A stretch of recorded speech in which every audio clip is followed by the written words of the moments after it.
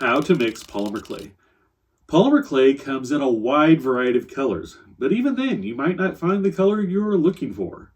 Or maybe you're like me and the nearest craft store is an hour away, so it might be easier to mix up what you need than take a road trip. Another benefit of mixing colors is to do a partial mix to create a marble effect. This can be done with 2 or more colors of clay. I love doing this when I'm creating my one-eye blobs.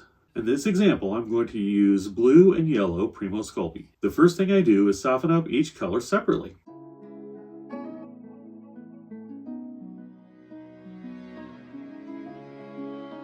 Once I feel they are soft enough, I start to mix them together. If I'm going for a marbled look, I just go until I'm happy with the blend.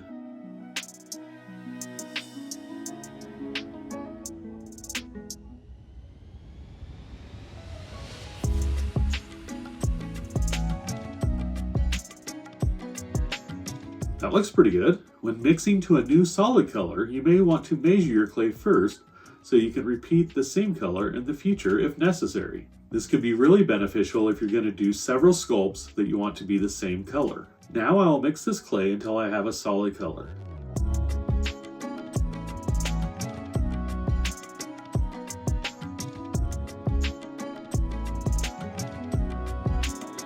That looks like a nice shade of green. Time to make some simple sculpts and bake them according to package instructions. These 2 little slugs show off the partially mixed marble clay and the new shade of green.